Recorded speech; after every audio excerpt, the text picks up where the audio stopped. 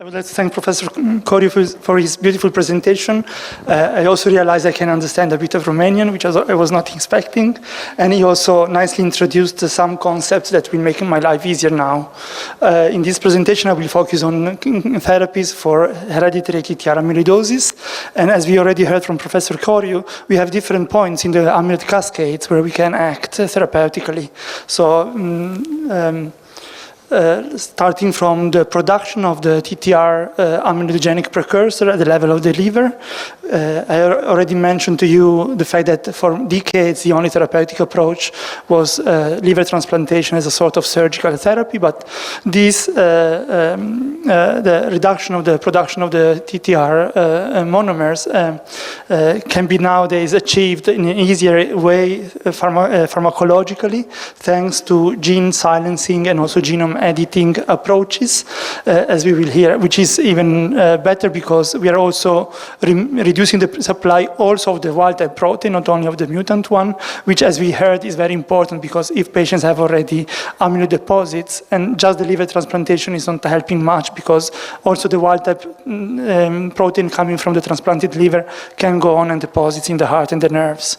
And more downstream, we can act at the level of the tetramer. We have already discussed how important tetramer dissociation is in the pathogenesis of the disease, and this we can do thanks to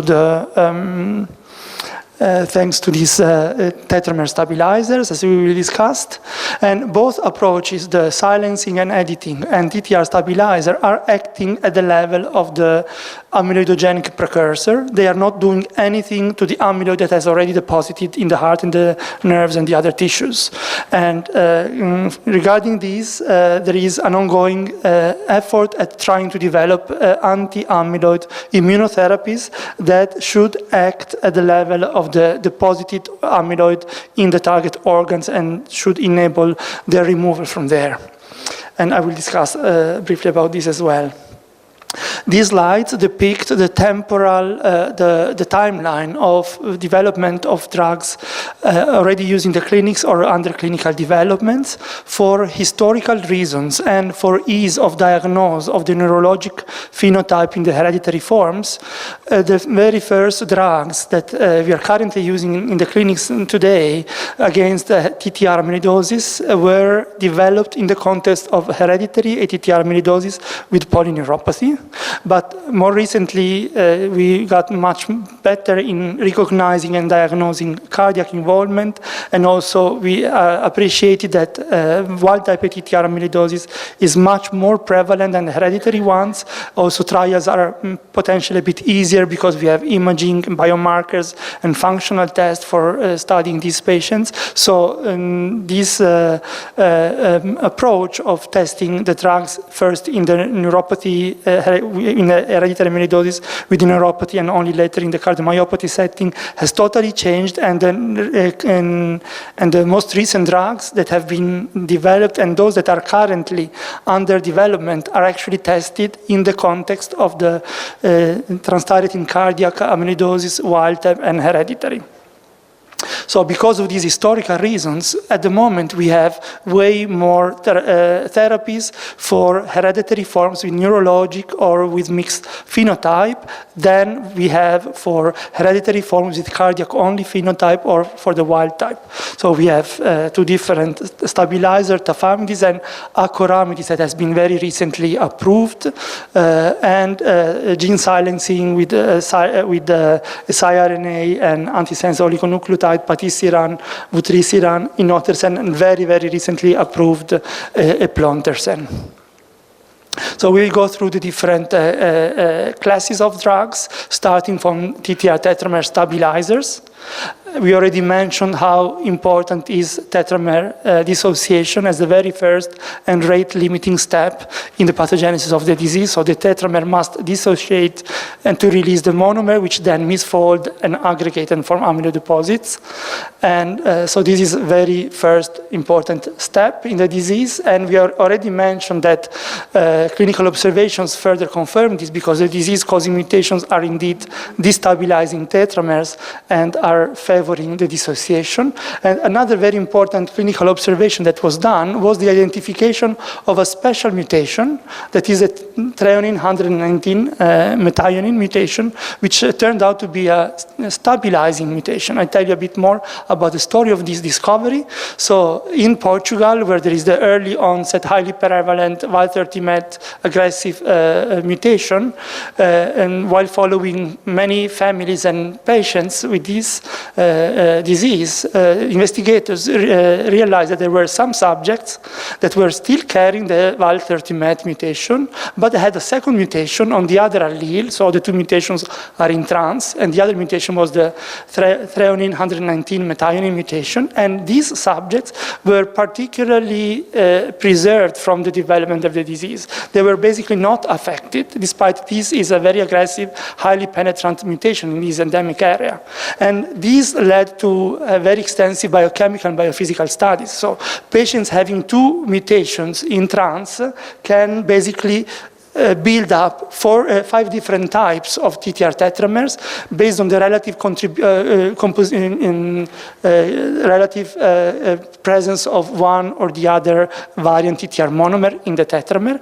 And by studying specifically these 5 different types of tetramers, they realized that as soon as there was at least one monomer with a threonine 119 methionine mutation in the tetramer containing otherwise the Wild-30 monomer, this tetramer was stabilized and was less likely to dissociate, less likely to release the monomer, and less likely to favor amyloid formation in vitro. So this was stabilizing the tetramer, reducing amyloid formation. So this was a very important clinical observation that could be explained thanks to this improved biophysical understanding of the disease, and this formed the rationale for developing agents that would basically mimic the mutation and try to stabilize tetramer to treat the disease. So based on following this initial observation, there was lots of effort in trying to find such drugs, and there were basically two main approaches. So one was large library screenings of small molecules, particularly of drugs that are already in the market for other purposes, and these screenings were done with the hope to identify some drugs that would stabilize the tetramer so that drug repositioning or drug repurposing could be done, and this led to the discovery of the diflunisal, an anti-inflammatory drug, and tolcapone, an anti-Parkinsonian drug, as potential tetramer stabilizer. On the other side, a more direct approach was followed, which is a so-called structure-based drug design. So by knowing the exact structure of the trans-tyrosine tetramer at the atomic resolution, scientists were able to design in silico some small molecules which were likely to act like the natural ligands of the tetramer, so the thyroxine, and bind into the cavity inside the tetramer, resulting in stabilization.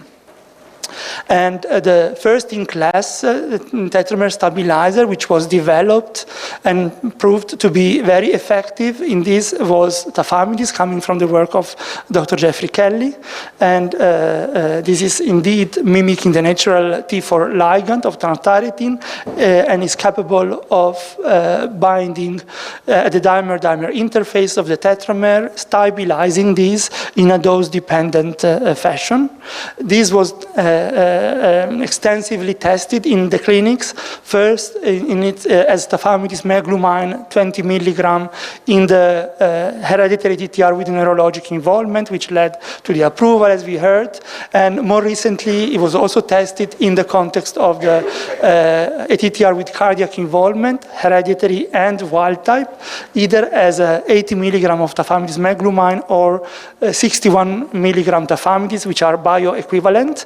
And this is the result of the ATTRACT phase 3 trial, which showed that treatment with tafamidis was associated with improved long-term outcome based on all mortality for any cause or cardiovascular hospitalizations compared to the placebo control arm. And this was associated with also a lower decline in functional capacity, as demonstrated by the 6-minute walking test, and also lower decline in or in quality of life deterioration, as assessed with the Kansas City cardiomyopathy questionnaire.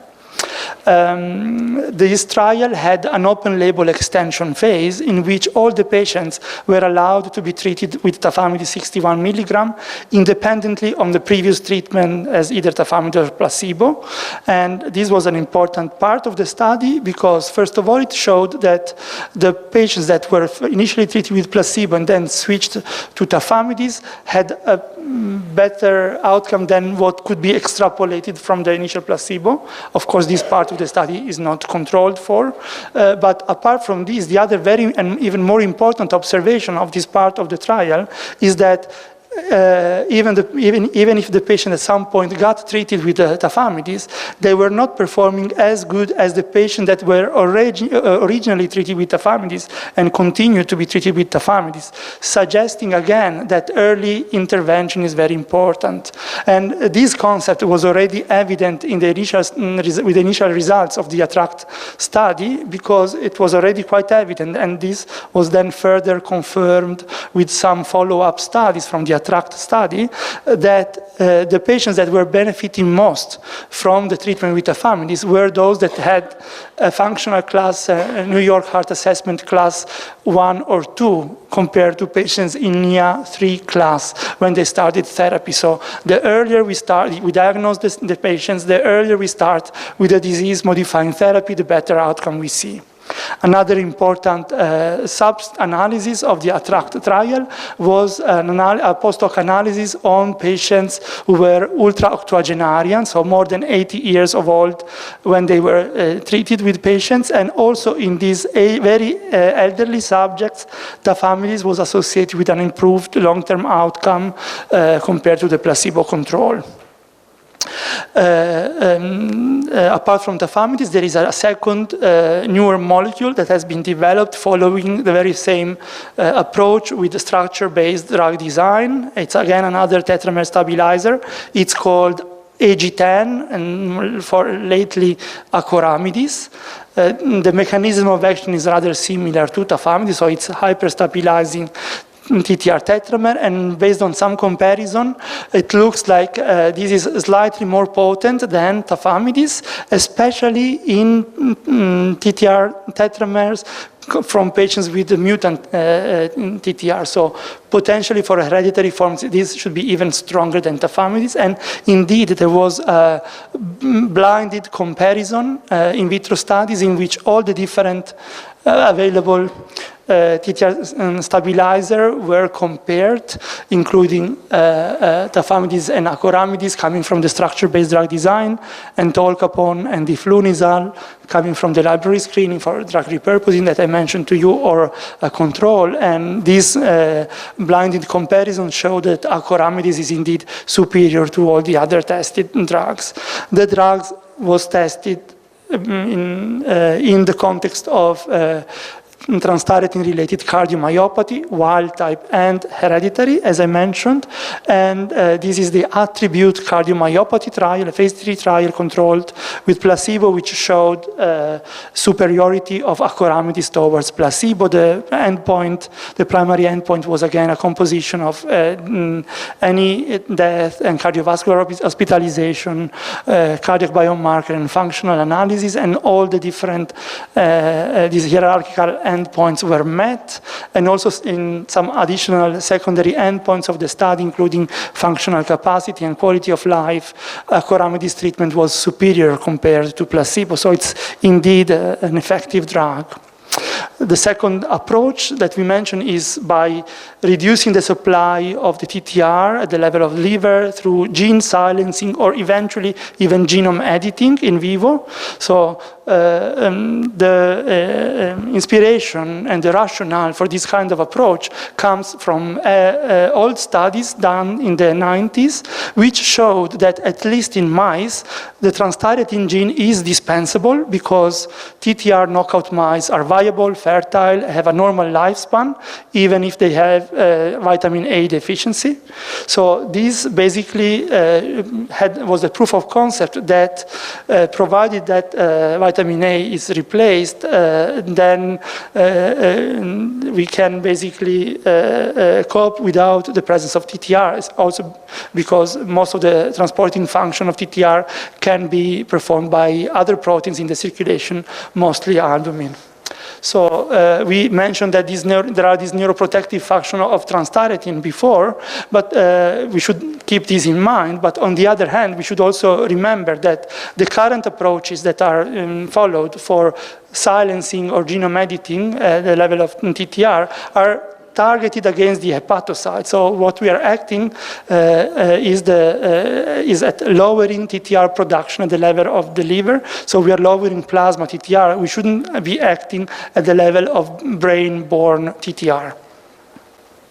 This is how we are currently pursuing TTR silencing or genome editing. All these three different technologies are exploited. One is through antisense oligonucleotide, and the other is through small interfering RNAs or siRNAs. Both of these strategies act at the level of hepatocyte cytoplasm, acting at the level of the mRNA of TTR, and based on the presence of these oligonucleotides, the transcription of the mRNAs is impeded. So there is no, not the transcription, the transcript is there, but its translation is blocked. So there is less synthesis and secretion of TTR. The third approach is through CRISPR-Cas9 genome editing. This is a proper gene therapy in vivo, and this acts through the CRISPR-Cas9, and it acts at the level of hepatocyte nuclei, at the genomic DNA level.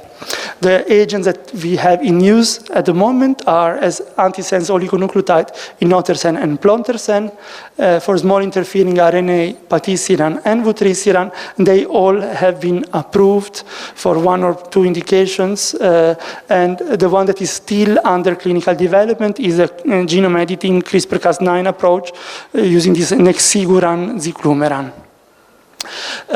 For time constraints, I won't be covering all the different molecules available at the moment. For the gene silencing approach, I will focus mostly on vutrisiran, which had initially proved very effective in treating hereditary TTR with polyneuropathy in the HELIOS-A study, and more recently confirmed its high efficacy also in the treatment of cardiomyopathy associated to TTR, both in wild type and in hereditary forms, in the context of the HELIOS-B study. This was a large placebo-controlled study enrolling TTR patients with cardiomyopathy in symptomatic stage, near class 1 to 3. They were randomized 1-to-1 to either placebo or vutrisiran. Vutrisiran is administered with subcutaneous injection every 3 months with no need of premedication, so it's superior in terms of easy of administration compared to other gene silencing agents.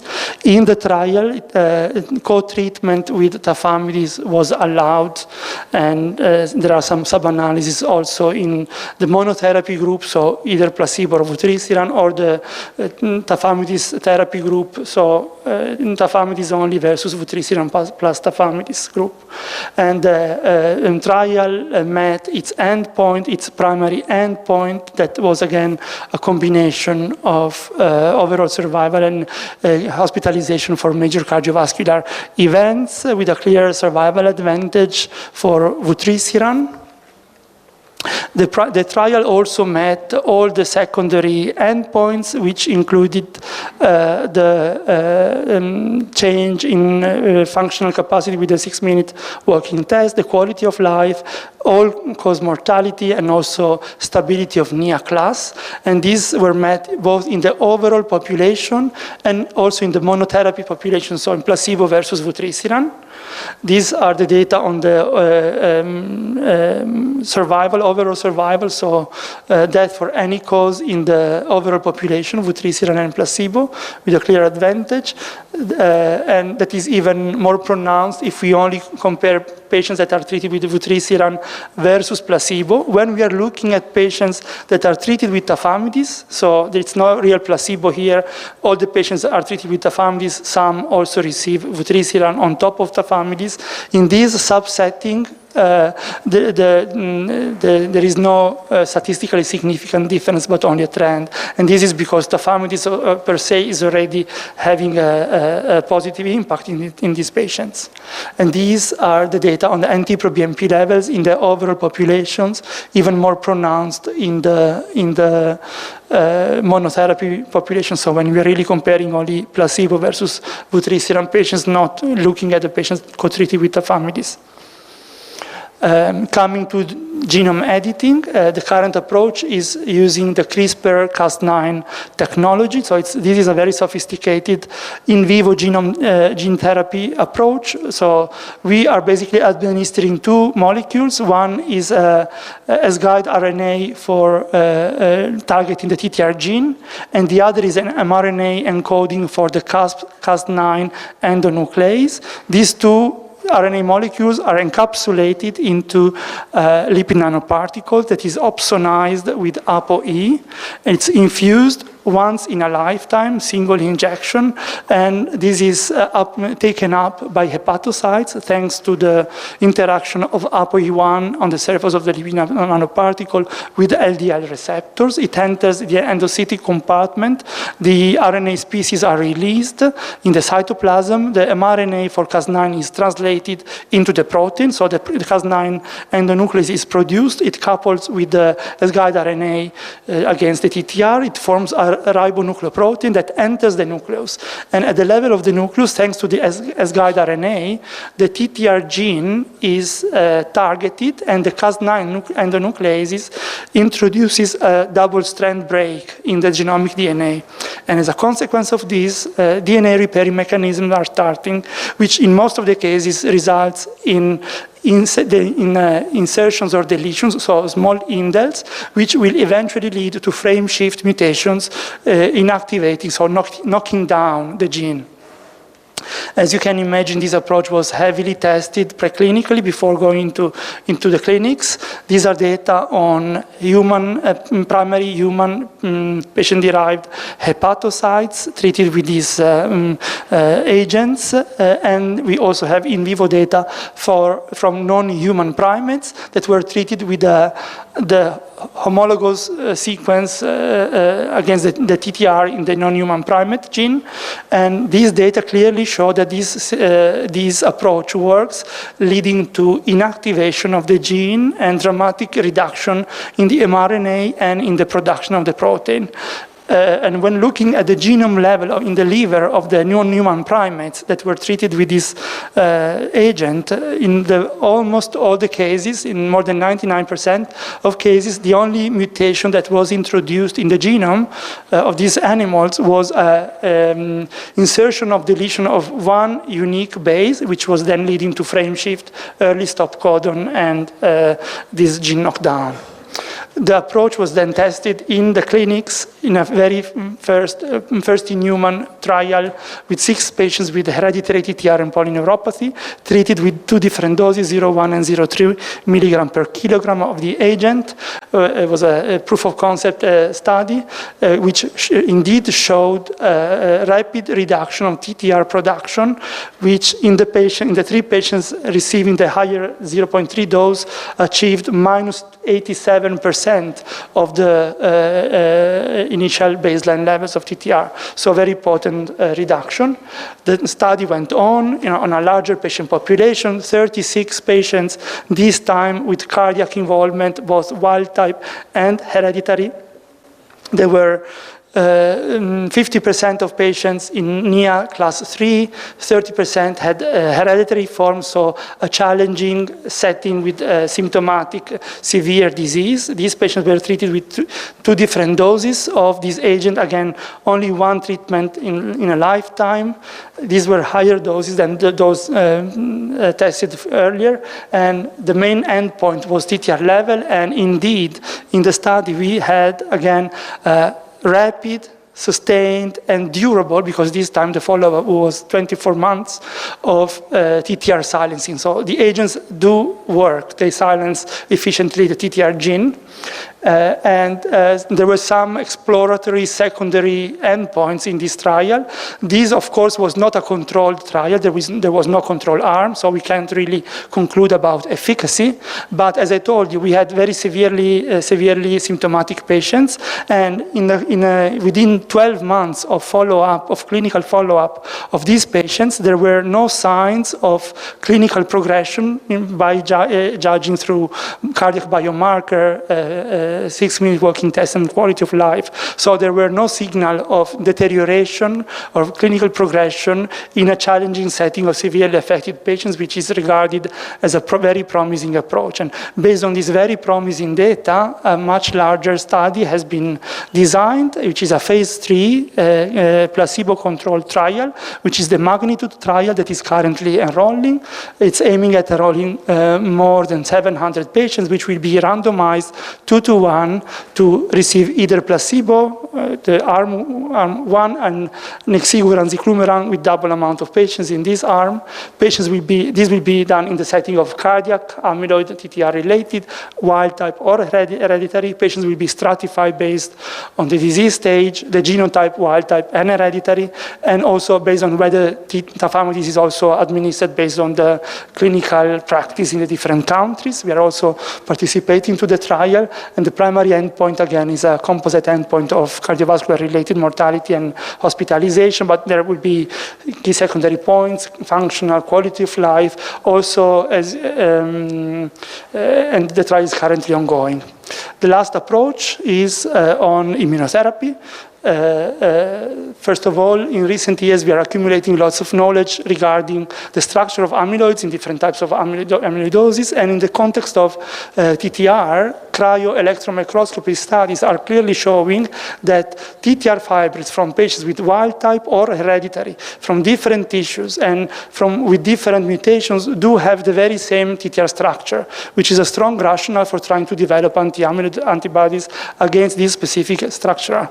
And a very important observation was reported recently by investigators in the National Amyloidosis Center in London. Mariana Fontana and colleagues reported a special course of 3 patients with wild-type TTR amyloidosis with no treatment, still having a sort of spontaneous recovery of cardiac structure and function, which was unique among more than 1,600 patients that they followed at their center. And by investigating better this patient, they realized that all of 3 had high titers of anti-amyloid antibodies in their serum, and in one case they could even perform endomyocardial biopsy and identified a very unique infiltrate of giant cells and macrophages surrounding amyloid deposits there. So, of course, this is just a clinical observation, no mechanistic study. They cannot really conclude that this was immune-mediated removal, but it's a very encouraging observation pointing towards potential reversibility of ATTR amyloid damage. Lots of investigations have done in this context, and in particular, one important study performed screening of B lymphocytes from healthy elderly subjects looking for antibodies, human antibodies against TTR amyloid. They found one, which they produced recombinantly, so it's a fully human recombinant IgG1 antibody, which they demonstrate is recognizing amyloid fibrils, either wild type or mutant, and from many different mutations, it's only recognizing the fibrils, not the TTR monomer.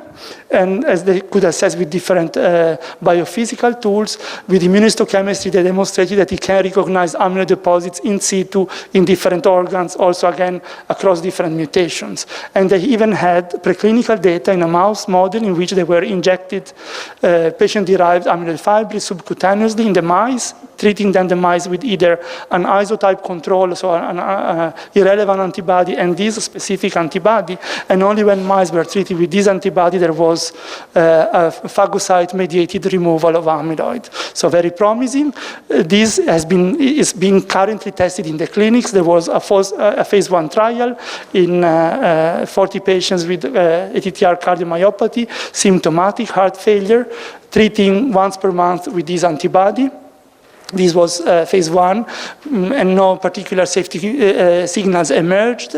And even if this is a limited, like a small initial study, they report that this patient that received this antibody had a rather surprising and very encouraging reduction in uptake at bone scintigraphy, a reduction of the extracellular volume on cardiac MRI, which is sort of a surrogate marker for amyloid deposits. So very encouraging. And based on this, there is an ongoing phase 3 trial, which is a deplete cardiomyopathy trial, which is currently ongoing, and we are also participating in this. And there is a second antibody, which is also being evaluated, but it's at an earlier phase. So lots of work is being done. So we have really a big therapeutic armamentarium to treat this disease. Thanks to the increased knowledge of the pathogenesis of this disease, we have really the possibility to treat the disease by targeting different levels of the pathogenic mechanism. And all the trials, all the clinical observations are all agreeing on the fact that best results are achieved if we diagnose the disease early and we intervene early. So we really need to think about the disease and make big effort in trying to make the diagnosis early and start treatment early. Thank you. Thank you very much, Mario. Excellent presentation. We know your flight is 1 o'clock, but everything is set up. Don't worry about this. Indeed, the future is bright. We are waiting mainly monoclonals, for sure. Monoclonal also in IL amyloidosis and in TTR amyloidosis with great help for us. Is there any questions? Please. Thank you. So my name is Gabriela. I'm a cardiologist. I would like to think I have some experience with cardiac amyloidosis. So my question is related to this presentation, but also the first one. So for hereditary carriers, when would you think is the optimal time to start a specific treatment? So it's a very good question. My idea is to start as early as possible, and so in a carrier where we do have clear evidence that the disease has started, I would really like to start. But I cannot do what I can do, at least in my country, is that I can start if there is a signs of cardiomyopathy, symptomatic cardiomyopathy, or neuropathy. So I think it's a bit a matter of legal rules and what the authorities allow us to do. But these patients have already an ongoing disease. Many of these patients have already carpal tunnel syndrome, other osteoarticular manifestations. I think the main limitation at the moment are very high costs related to the drugs, and we have just started using these highly costly drugs, and at the moment authorities allow us to use them when there is symptomatic cardiac or neurologic involvement, but the patient would benefit, especially if treated even earlier, also the osteoarticular manifestation like lumbar spinal stenosis and carpal tunnel syndrome, and also these other aspects of the disease are part of the same picture, and they would also benefit from this treatment started earlier. As long as the drugs are so expensive, I understand that the authorities are preventing us from using that early, but I think they would be very useful early. And the other comment on this is that, especially if we now have safe and easily manageable drugs, because as soon as drugs were more difficult, also requiring premedications, requiring close screening for potential side effects, then I would be very hesitant in start treating a patient that is doing fine. But especially if the drugs are very manageable, as some of the recent drugs are, then I think that all the biological evidence is confirming the usefulness of starting early. So I would like to start early, but I have to start when I'm allowed to. I think you raise a very important issue, because mainly it's an ethical issue. When we have a patient with bad prognosis, for example, glutamine 54, it's very bad to see. It's cynical to see. He has 45. Is not symptomatic. So according with our rule, we cannot perform. We cannot start the therapy. But just watch and wait. I agree. I can maybe add a comment on this. There is a clinical trial on pre-symptomatic carrier with acoramidis, and I think this will be a very good opportunity for the community to try to start doing something for the patient, and in parallel also to gain knowledge whether this is really relevant. So it's supposed to start soon, and we are very much in favor of this type of approach because it's very manageable. It's an oral drug, very safe, very effective, and so I think it's an ideal setting where to give up to the patients an opportunity in parallel study the natural course, gain data and evidence-based data. I'm pretty sure it's a very nice opportunity, but I'm thinking to have a kind of expert opinion. I mean, we have to speak on the Amyloidosis Society to have an expert opinion. If they come from the international organism, this kind of opinion can give us this opportunity to start the therapy. In this. At the moment, you know, it's my mobile. I'm sorry about that. At the moment, you know, the trend with hereditary patients, carriers, is to not to wait symptomatic disease, but already one or two signs of either electroneurology, ENG, MG studies or imaging indicating that the disease is really starting. I think